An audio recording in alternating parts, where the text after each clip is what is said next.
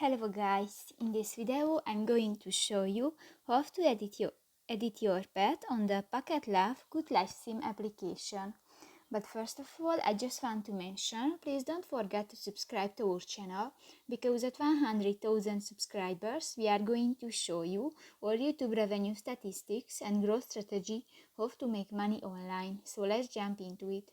First of all, open the application on your device. This will take 5 minutes when the application is uploading.